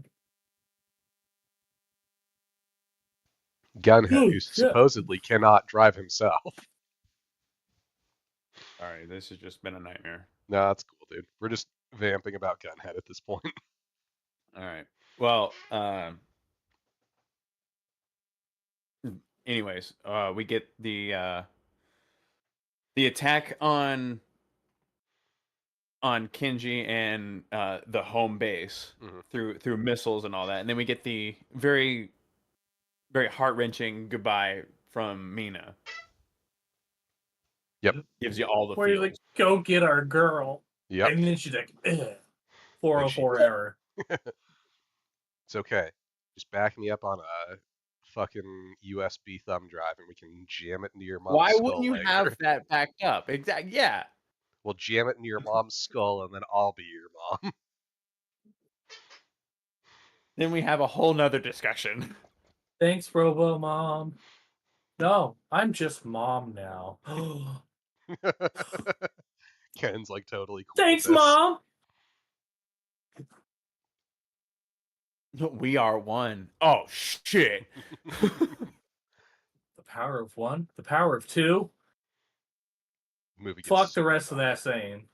The movie gets super fucking dark. Yeah, the sequel is gonna be way off the tracks. I mean, it's probably gonna be an Ultra 7, so there's gonna be war crimes. Yeah, no, Ooh. no, we don't No, we don't like that. Nah, Who the Ultra fuck 7 says gets we away with don't? war crimes. It's Ultra 7. He can do any war crime he feels like. He's got carte blanche. Oh, jeez. He earned that shit with his fucking blade attached to his head that he just throws and controls with his psychic abilities. Whoa, whoa, whoa, whoa, whoa, whoa, whoa, whoa. So anyway, back to Gunhead. So remember that time that Seven just openly accepts that he's going to die, does not try to get away from the jet boosters at all. I forgot his name was Seven. Yeah, no, they're only numbers. They are not people. It's They're 7 and named 11. after the fucking gas station. Yeah, no, like 7-Eleven's a huge fucking deal in Japan. Like 7-Eleven funds so many things in Japan. Like that is a big thing there. Like you get like nice fancy shit at 7-Elevens. Like you can buy like decent sushi at them. You can buy like a lot of your day-to-day like expenses. Yeah, they 100% helped fund Gunhead. God damn it. Yeah, no, 7-Eleven. That's why they're named that. I'm upset, but like, yet thrilled Oh about yeah. all of it. I should just take like all this vamping, cut it into its own separate video. It's just us talking about Gunhead again. We talk about Gunhead again. We should talk about Gunhead as much as we do about Earth Garon. Dude, like, I mean, honestly, Gunhead earned it at this point. Like, Earth Garon's so good and Gunhead is so bad that it's almost like opposite ends of like a sine wave. Uh, All right. Sorry about that. Nah, you're good. We were just talking about You're how the kids in Gunhead are named after 7-Eleven. Didn't we bring that up on our recording? We did, yes.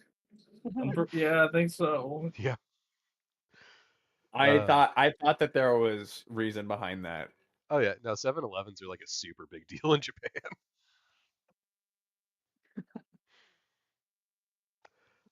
So yeah, So Mina's dead. until Yeah. we get a resurrected version of her in the sequel, and they Yeah. overwrite Got to. Ken's mom's brain with her. I don't like this. I don't like this prediction at all. This is not great. I love it. I can't wait till they just shove that like right in her fucking ear. Yep, we're gonna get Or I. Ultra 7's gonna show up and commit war crimes. It's just how that movie's gonna go. They're So gonna anyway, commit various war crimes. so they go after Gigantron and Emmy. Ultraman goes after them to try to get her back. A fight ensues between him and Gigantron, Mecha Gigantron / Gigantron, because we get the reveal that underneath the armor is just Gigantron. That it's not a giant robot. It's just It's more like a suit. Yeah, they just took Gigantron, threw metal pieces on top of her, and then used like a control device to control her. Which also, in my opinion, makes Emmy going to Gigantron make more sense, because she probably could smell that that like Gigantron smells like her.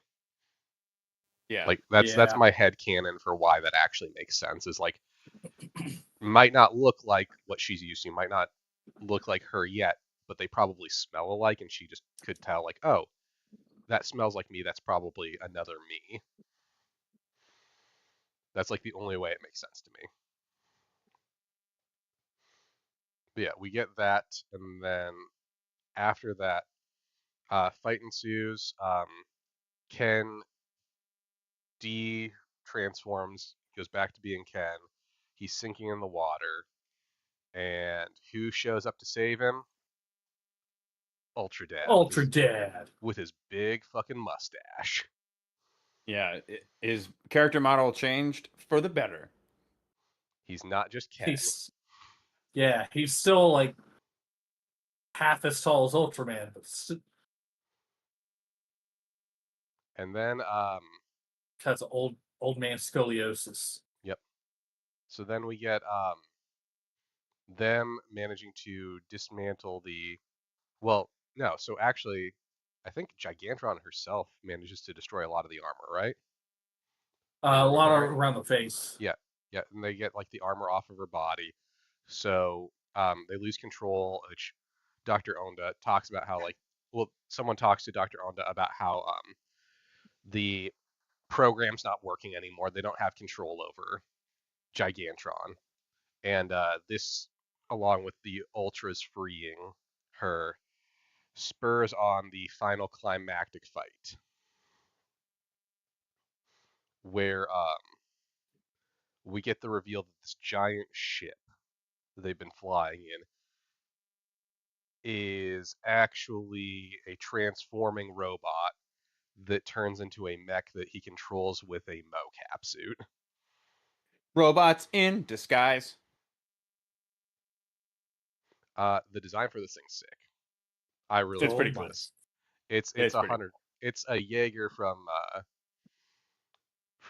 Oh yeah, Pacific it's Rim. it's It's specific. It's Pacific Rim Gundam. Yeah, it's very Jaeger.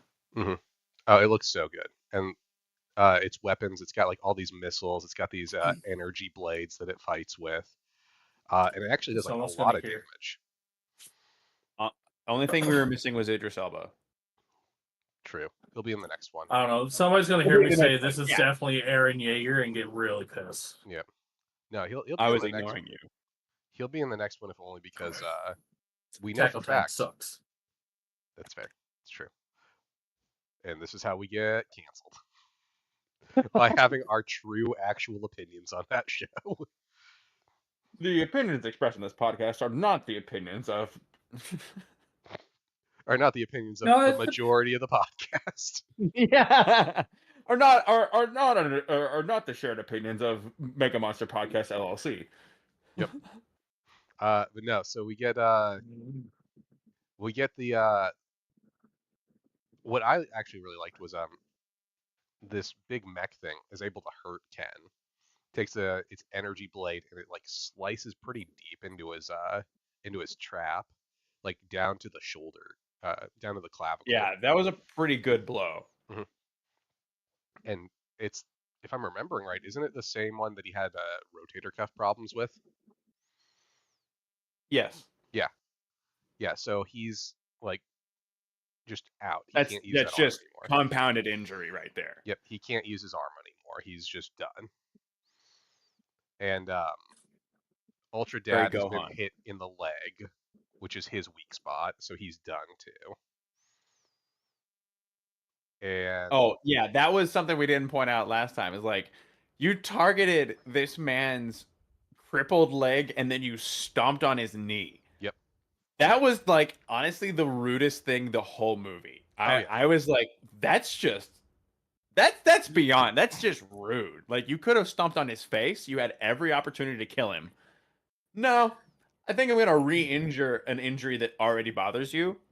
It's a smart play though. So it's so mean. Oh yeah. Well, I mean, He's the bad guy. And he's got a grudge against Ultraman because Ultraman didn't save his family and probably crushed them. And then smeared their blood across his face when he did the finger wipe.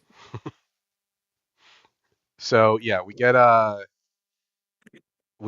the like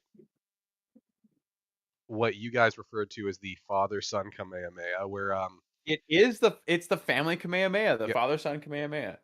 Where each one of them, like neither one of them can do the Ultra Beam on their own right now. But yeah, we get Kenji doing the top part, and then his father bringing around the side. It was great. I'll show you how to be a real man, son. Yep. Then they fire the beam. The Gigantrons do their like energy shrieks, and it was acid reflux and then controlled chaos. Is how I'm choosing to see it. Yep. And then they manage to damage the mech.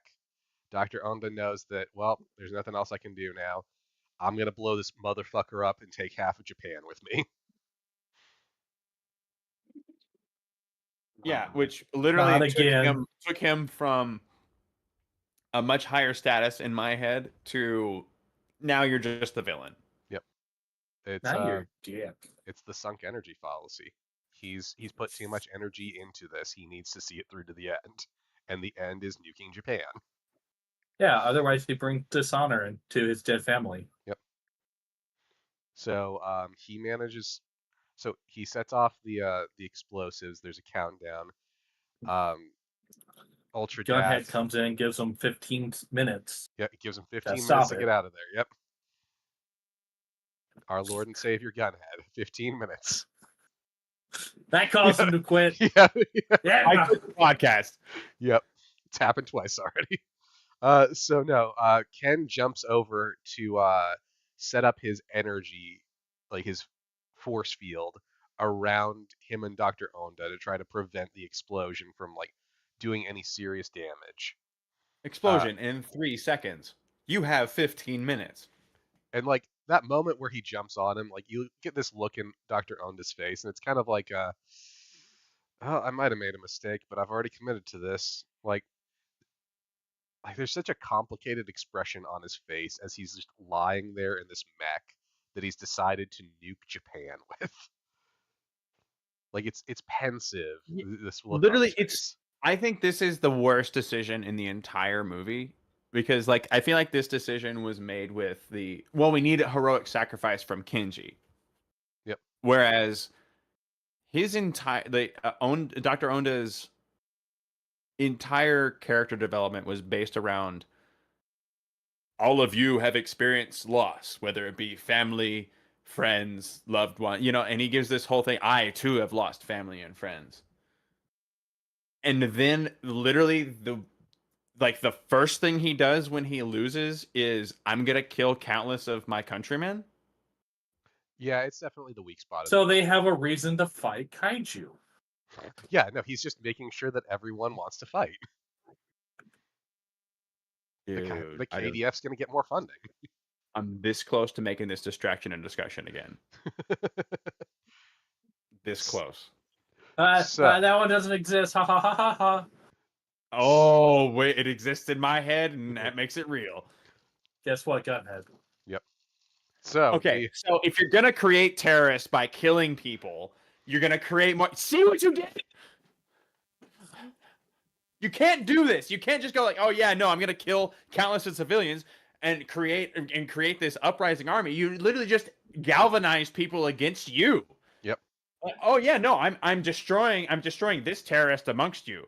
Oh, did I happen to kill your mom, your child, your aunt, your uncle? No, I don't expect you to be upset at all about this. No, of course not. But to be fair, people are just going to think the kaiju did it and killed. I think they could see the feed of the mech suit. Like this is clearly. I doubt this is the first Jaeger that's ever appeared. No, this is the first Jaeger ever. But they definitely saw Ultraman form a giant bubble over him and then make an explosion. I just don't think it was. It really undermined a really good anti-hero villain character. Like this decision would have made sense if you had made the character evil, but you took efforts to have the character be human, to be sympathetic. And then his exit strategy is kill the people that he is going to protect. Okay, he was never a good person. He was never a good anti-hero. He was always a villain with a lie. I think it's more on the lines like he definitely needed to see this through. He wanted Ultraman dead. Yep. Ultimately, it came down to he cared more about getting revenge for his family than he cared for anything else. Which I think puts him squarely in the villain category for your actions. Oh yeah. But kind of in the anti-hero category for like the story that brought you there. You could have just made him an anti-hero. Like it could have been the "and now I'm defeated" moment, as opposed to "okay, cool," pulls the pin, "I'm gonna take you with me." But if they kept him alive, he would have just done it again. But that's Batman. That's Yeah, and Batman's wrong. that's not what we're discussing, though. Batman should have fucking killed Joker so many times. And to be fair, on the other side of that argument too, like Batman's also wrong because he just beats and maims people and then leaves them in the street. So he's not really a great guy. But he like, kills fucking people inadvertently. Yep. I mean, beating people to death, basically. So yes, It's no, it's definitely the weak part of his characterization, but we got to keep moving because we've been recording for like 2 hours and we got to do another episode after this. So we get that the reveal that Ken survived the explosion. They go to take Emmy to Kaiju Island with her mom. The island looks like the one from Godzilla, because of course. Yeah. And then we end the movie. And then we get the post credits where it's revealed that Ken's mom is alive in the land of light. otherwise known as Nebula 7 something, right? M78. M78. Yep. Which is a callback to where, like, the original, like, no, I shouldn't say that. Where most of the original Ultramen are from, and every now and then another one comes from. Like, that's where, like, over half of Ultramen are from. They're from that specific nebula. Yeah. And then next movie, we're going to get a thumb drive jammed into her eye, and she's going to become a robot mom. Hear Nick now, quote him later. I mean, how fucking dark and brutal would it be if that happens in the next movie? Oh my god, Hey. Mom Body's here. Yep. Now for Mom. Yep, it's just going to be like a crystal he's going to shove into her brain. I'm just imagining like an like literally from the pilot of Ginga, that kind of energy where he's like flying across the screen, he's just like Nolan, just stabs it. Yep. And then he's going to summon a galaxy made out of lightning, and he's going to blow somebody up, and that's how that ends.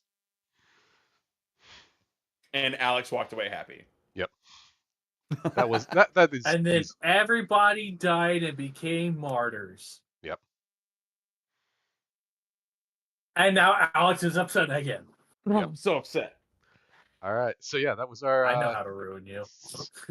That was our recap on Ultraman Rising. Solid movie. I enjoyed it quite a bit. Yeah. Yeah, this is definitely our first review of it. Yep. I've only devoted like 9 hours to this movie now. Yeah. You're not wrong. We've devoted 3 hours alone to 3.5 hours alone to recording. Jesus. Yep. It's a good thing I like this movie. I would have given up on Gunhead and been like, y'all can go fuck yourselves a long time ago. I'm gonna be honest. Again, I said this in our recording when like we had trouble streaming the last 20 minutes of it. I thought about just saying we're gonna get up to the point we watch and that's it. Like if we hadn't gotten that last 20 up before we were recording, I was just gonna record without knowing how it ends. Just fuck it. Yeah. No, this is a great movie. I really enjoyed it. I'm looking forward to the next one.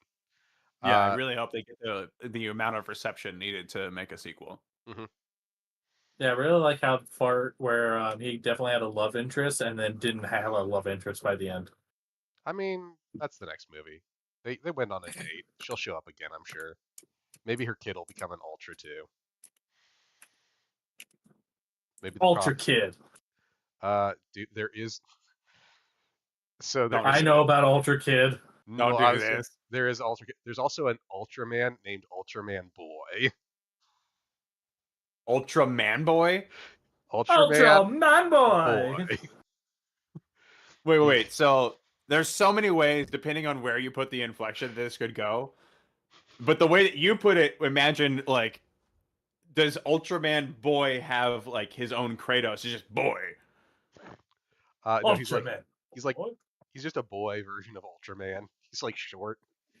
He So hangs he's not out. Ultra He's Boy. fucking. He He's hangs just out fucking with short. yeah. He hangs out with like the weird Ultraman. He hangs out with Ultraman Zerth and Ultraman Nice, and they're just comic relief Ultramen.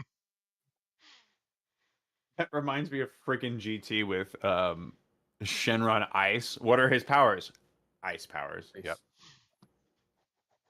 He has boy powers. How does he spell his name? E-I-S. Oh, that's cool. What are his powers? Ice powers. Yeah, and Ultraman Boy has boy powers.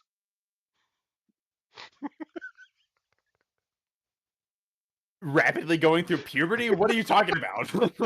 No. He's the friend to all kids. He's the friend to all children. I'm done. I quit no, the no. podcast. He's Yeah. friend to all turtles. Yeah, I quit the podcast. Yep. That was too far. yeah, no. All right. So with that, we're gonna call an end to this episode. Gamera. This will probably go up after our Kaiju number 8, 5, and 6, but we're recording that know. next. So people that are watching the live stream version of this, you're gonna see all the shenanigans. Well, joke's on you. I haven't watched 5 and 6 because I've been fucking dealing with my bullshit all day. Oh, okay. So you're not gonna be on that one. yeah. So we can either resume this in an hour, Okay, I'm or fine we with can that. wait till tomorrow. I'm fine with doing this in an hour. I have not. I've literally been on the phone for 5 hours today, and I've been Dude. awake for 8. Dude, I get it. We can do it in an hour. I'm gonna stop the recording and the stream, and we can do that in an hour. So, yeah, we will be back All right. with My Kaiju number 8. copy